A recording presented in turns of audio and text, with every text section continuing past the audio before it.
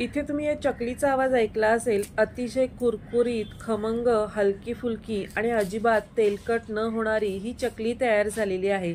तर ही चकली तयार करण्यासाठी आपण याची भाजणी कशा पद्धतीने तयार करायची आहे, सोबत त्याचं प्रमाण आपल्याला अगदी अचूक कसं घ्यायचं आहे, हे या व्हिडिओमध्ये तुम्हाला अगदी सविस्तर सांगितलेलं आहे, जेणेकरून तुमची भाजणी अजिबात बिघडणार नाही। त्यासोबतच भाजणीचं माप हे आपण वाटी आणि वजनी अशा दोन्ही प्रकारे सांगितलेलं आहे। जरी तुमच्याकडे वजन करण्यासाठी साहित्य नसेल तरी देखील ही भाजणी तुम्ही अगदी अचूक पद्धतीने तयार करू शकता। सोबतच आपण प्रत्येक गोष्ट ही कशा प्रकारे भाजून घेणार आहोत हे देखील इथे छोट्या-छोट्या टिप्स सहित सांगितलेलं आहे। त्यामुळे तुमची भाजणी अजिबात बिघडणार नाही। तर अगदी अशीच खमंग भाजणी तयार करण्यासाठी कोणतीही स्टेप मिस न करता रेसिपी शेवटपर्यंत पहा आणि तुम्हाला जर माझी रेसिपी आवडली तर व्हिडिओला लाईक नक्की करा। सोबतच तुमचे मित्रपरिवार आणि नातेवाईकांमध्ये देखील नक्की शेअर करा आणि अशाच नवीन रेसिपींच्या नोटिफिकेशनसाठी बेल आयकॉनवर क्लिक करून वैशाली मेजवानीला सबस्क्राईब करा। रेसिपीला सुरुवात करण्याआधी वैशाली मेजवानीमध्ये सगळ्यांचं खूप खूप खूप मनापासून स्वागत। आता इथे आपल्याला ही भाजणी तयार करण्यासाठी 500 ग्रॅम म्हणजेच अर्धा किलो इतके हे तांदूळ घ्यायचे आहेत। तर हे जाड तांदूळ आहेत आणि ते मी स्वच्छ धुवून आणि फॅनखाली वाळवून घेतलेले आहेत। आता इथे तुम्ही कोणताही राशनचा जाड तांदूळ वापरू शकता। फक्त आपल्याला चकलीसाठी इंद्रायणी तांदूळ वापरायचा नाही, कारण इंद्रायणी तांदूळ हा चिकट होतो, त्यामुळे हा आपल्याला वापरायचा नाही। तर आपल्याला जास्त करून जुना तांदूळ वापरायचा आहे, जेणेकरून चकली ही खमंग खुसखुशीत तयार होते। आता अर्धा किलो तांदूळ असेल त्यासाठी आपल्याला 250 ग्रॅम म्हणजे पाव किलो इतकी चणा डाळ घ्यायची आहे। जितके तांदूळ आहेत त्याची अर्धी आपल्याला चणा डाळ घ्यायची आहे। आता चणा डाळ आपण 250 ग्रॅम घेतल्यानंतर आपल्याला 125 ग्रॅम इतकी मूग डाळ घ्यायची आहे। म्हणजे चणा डाळीच्या अर्धी आपल्याला मूग डाळ घ्यायची आहे आणि मूग डाळीच्या अर्धी आपल्याला उडीद डाळ घ्यायची आहे। म्हणजे आपल्याला 125 ग्रॅम जर आपण मूग डाळ घेतली असेल तर आपल्याला जवळजवळ 60 ते 65 ग्रॅम इतकी उडीद डाळ घ्यायची आहे। आता उडीद डाळीनंतर 50 ग्रॅम इतके साबुदाणे आणि 50 ग्रॅम इतके जाड पोहे घ्यायचे आहेत। सोबतच इथे 20 ग्रॅम इतकं आपल्याला जिरं घ्यायचं आहे आणि 50 ग्रॅम धणे देखील आपल्याला घ्यायचे आहेत। तर जवळजवळ हे आपले सगळेच जिन्नस आता घेऊन झालेले आहेत। आता हे तर झालं आपलं वजनी प्रमाण। आता वाटीचं प्रमाण पाहायचं तर इथे साबुदाण्याची जी वाटी आहे त्या वाटीने हे प्रमाण मी घेतलेलं आहे। तर या वाटीने 4 वाटी इतके तांदूळ घेतलेले आहेत। त्यानंतर 4 वाटी तांदूळ असेल तर 2 वाटी आपल्याला चणा डाळ घ्यायची आहे। 2 वाटी चणा डाळ असेल तर 1 वाटी मूग डाळ घ्यायची आणि अर्धी वाटी उडीद डाळ घ्यायची आहे। आता इथे साबुदाणे आपल्याला अर्धी वाटीच घ्यायचे आहेत आणि पोहे देखील आपल्याला पाऊण वाटीच घ्यायचे आहेत। म्हणजे इथे हे प्रमाण सारखंच राहणार आहे। सोबतच आपल्याला 2 मोठे चमचे जिरं घ्यायचं आहे आणि 4 मोठे चमचे इथे धणे घ्यायचे आहेत। आता हे झालं वजनी आणि वाटी प्रमाण। म्हणजे जरी तुमच्याकडे वजन करण्यासाठी साहित्य नसेल तरी देखील तुम्ही वाटीच्या प्रमाणामध्ये ही भाजणी या प्रकारे तयार करू शकता। ती अगदी अचूक प्रमाणात तयार होईल। आता सर्वात महत्त्वाची टिप म्हणजे ही भाजणी भाजून घेण्यासाठी आपल्याला कढई कितपत गरम करून घ्यायची आहे। तर यामध्ये 1 ते 2 थेंब पाणी घालायचं आहे आणि कढई आपल्याला मंद आचेवर गरम करायला ठेवायची आहे।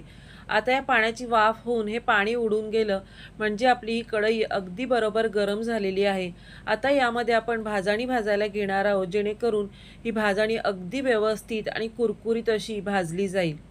या प्रकारे आपण आधीच कढई थोडी गरम करून घेतली की चारी बाजूनी अगदी व्यवस्थित याला गरमपणा लागतो आणि ही भाजणी आपली छान भाजली जाते। सुरुवातीला आपण तांदूळ भाजून घेणार आहोत। आता तांदूळ आपल्याला कितपत भाजून घ्यायचे आहेत, तुम्ही तांदूळ कढईत घातल्यानंतर तांदळाचा रंग बघू शकता आणि जसे जसे आपण तांदूळ भाजत जाऊ तसा त्याचा रंग थोडासा सफेद व्हायला लागतो। आता पूर्णपणे तांदूळ सफेद झाले आणि ह्यावर थोडेसे डाग उठायला लागले की आपल्याला तांदूळ लगेच काढून घ्यायचे आहेत। तर इथे पूर्ण तांदूळ भाजून झाल्यानंतर अशा हातावर घेऊन बघायचे, याचा करकर असा आवाज आला म्हणजे तांदूळ आपले अगदी व्यवस्थित भाजले गेलेले आहेत।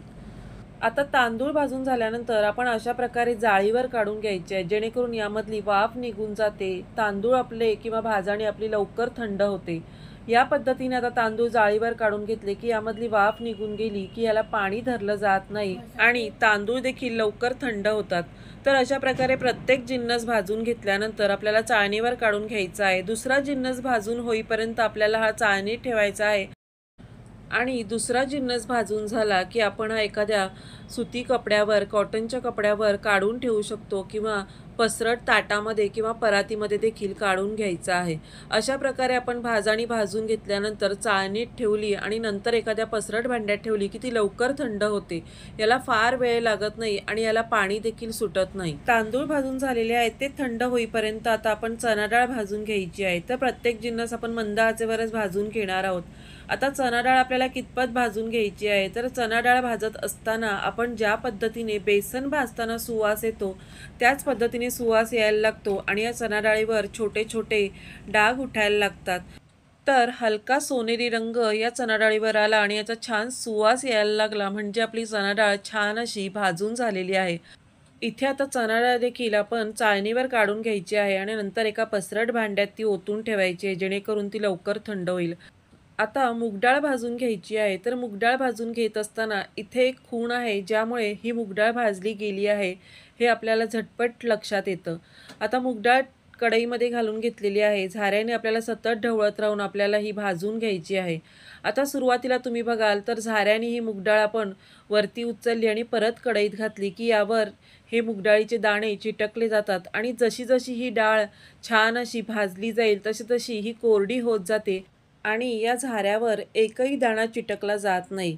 तर इथे तुम्ही जोपर्यंत ही डाळ याला चिटकत आहे तोपर्यंत ही मंद आचेवर भाजूनच घ्यायची आहे. सतत ढवळत राहून आपल्याला ही भाजून घ्यायची आहे कारण मूगडाळ ही अगदी बारीक असल्यामुळे ती झटपट करपण्याची शक्यता असते. त्यामुळे आपण अशा पद्धतीने ही सतत ढवळत राहून भाजून घ्यायची आहे. तर इथे तुम्ही बघू शकता आता झाऱ्याला अजिबात ही मूगडाळ चिटकली जात नाही आणि याचा हलका सोनेरी रंग देखील आलेला आहे. अशा पद्धतीने आपण मूगडाळ भाजून घेतली की ती अगदी खमंग भाजली जाते. आता आपण उडीद डाळ भाजून घेणार आहोत. तर उडीद डाळ देखील आपल्याला मंद आचेवरच भाजून घ्यायची आहे. उडीद डाळ भाजत असताना सुरुवातीला ती आपल्याला सफेद दिसते आणि जशी जशी भाजली जाईल तसा तिचा रंग बदलला जातो आणि हलकी सोनेरी रंगावर ती छान अशी भाजली जाते. तर इथे फार कमी प्रमाणात ही उडीद डाळ असल्यामुळे झटपट भाजली जाते. त्यामुळे आपल्याला मंद आचेवर सतत ढवळत राहून हलका सोनेरी रंग येईपर्यंत ही डाळ भाजून घ्यायची आहे. आता इथे उडीद डाळ भाजताना जेव्हा आपण पापडाचं पीठ मळतो म्हणजे उडदाच्या पापडाचं पीठ मळतो तेव्हा जसा सुवास येतो तसा सुवास यायला लागतो म्हणजे आपली उडीद डाळ अगदी परफेक्ट अशी भाजली गेली आहे. त्यानंतर आपण साबुदाणे भाजून घेणार आहोत. तर साबुदाणे देखील भाजत असताना मंद आचेवरच भाजायचे आहेत आणि साबुदाणे भाजले जात असताना त्याचा आकार थोडासा बदलायला लागतो. आधीच्या आकारापेक्षा ते थोडेसे मोठे व्हायला लागतात म्हणजे आपले साबुदाणे अगदी व्यवस्थित भाजले गेले आहेत. तर या प्रकारे आता सगळे साबुदाणे एकसारखे भाजले गेले की आपण ते काढून घेणार आहोत आणि त्यानंतर यामध्ये पोहे भाजून घ्यायचे आहेत. आता पोहे पण आपल्याला मंद आचेवर भाजून घेत असताना ते कुरकुरीत होईपर्यंत भाजून घ्यायचे आहेत. पोहे भाजले की नाहीत हे पाहण्यासाठी थोडेसे पोहे हातावर घ्यायचे आणि या प्रकारे चुरून बघायचे आहेत जेणेकरून हे अगदी चुरचुरीत आणि कुरकुरीत असे भाजले गेले पाहिजेत. आता इथे पोहे देखील आपले छान असे भाजून झालेले आहेत. त्यानंतर आपण धणे भाजून घेणार आहोत.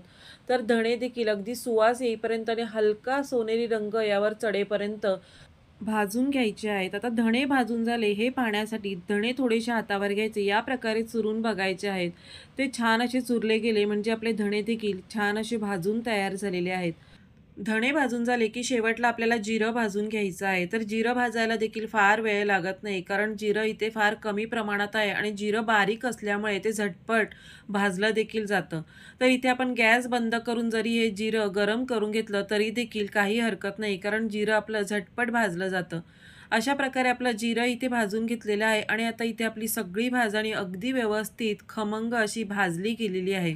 आता सगळी भाजणी भाजून झाल्यानंतर सगळ्यात महत्त्वाची गोष्ट म्हणजे प्रत्येक जिन्नस हा अगदी व्यवस्थित भाजला गेला आहे हे पाहण्यासाठी आपण प्रत्येक भाजणी भाजून झाल्यानंतर ती अगदी वेगवेगळी ठेवली होती आणि नंतर ती आपल्याला एकत्र करून घ्यायची आहे म्हणजे आपली पूर्णपणे खात्री पटली की अगदी सगळी भाजणी व्यवस्थित भाजली गेली आहे. जर एखाद्या वेळेस कोणती डाळ कच्ची राहिली गेली किंवा आपल्याला जर तांदूळ कच्चे वाटले तर ते आपण परत थोडेसे भाजून घेऊ शकतो. तर प्रत्येक भाजणीचा किंवा प्रत्येक डाळीचा तांदळाचा दाणा आपल्याला एक एक करून चावून बघायचा आहे. जर तो अगदी कुडकुडीत असा वाजला म्हणजे आपले सगळी भाजणी अगदी व्यवस्थित भाजली गेलेली आहे. आता प्रत्येक दाणा जर आपल्याला चावून बघता येत नसेल तर तो आपण खलबत्त्यामध्ये किंवा खलबत्त्याने ठेचून बघायचा आहे. तो अगदी छान बारीक झाला आणि चुरला गेला की आपली भाजाणी छान अशी भाजून झालेली आहे असं समजायचं आहे. आता इथे माझी पूर्णपणे खात्री पटली आहे आणि मगच ही भाजाणी मी एकत्र करून घेत आहे. या प्रकारे आता सगळी भाजाणी एकत्र करून घेतली की आपल्याला ती सगळी मिक्स करून घ्यायची आहे आणि गिरणीतून अगदी बारीक दळून आणायची आहे. गिरणीतून बारीक दळून आणताना भाजाणी आपल्याला तांदळाच्या पिठावरच दळून आणायची आहे, जेणेकरून ही भाजाणी बिघडत नाही. जर तुम्ही गव्हाच्या वगैरे पिठावर दळून आणली तरी भाजाणी बिघडण्याची शक्यता असते. त्यामुळे शक्यतो तांदळाच्या पिठानंतरच ही भाजाणी आपल्याला दळून आणायची आहे. सगळे जिन्नस या पद्धतीने आपण भाजून घेतले की ते अगदी हलके फुलके तयार होतात. त्यामुळे चकली देखील आपली हलकी फुलकी पोकळ आणि कुरकुरीत तयार होते. आता ही भाजाणी तयार झाल्यानंतर आपण दळून आणणार आहोत आणि याच्यापासून चकल्या आपण पुढच्या व्हिडिओमध्ये कशा करायच्या ते पाहणार आहोत, कारण हा व्हिडिओ फार मोठा होईल. त्यामुळे मी आत्ता यामध्ये फक्त भाजाणी कशी करायची ते दाखवलेलं आहे. तर आजची रेसिपी किंवा आजची भाजाणीचा व्हिडिओ तुम्हाला कसा वाटला कमेंट करून नक्की कळवा. व्हिडिओ आवडला तर लाईक नक्की करा. सोबतच तुमचे मित्रपरिवार आणि नातेवाईकांमध्ये देखील नक्की शेअर करा. आणि अशाच नवीन नवीन रेसिपींच्या नोटिफिकेशनसाठी बेल आयकॉनवर क्लिक करून वैशाली मेजवानीला सबस्क्राईब करा.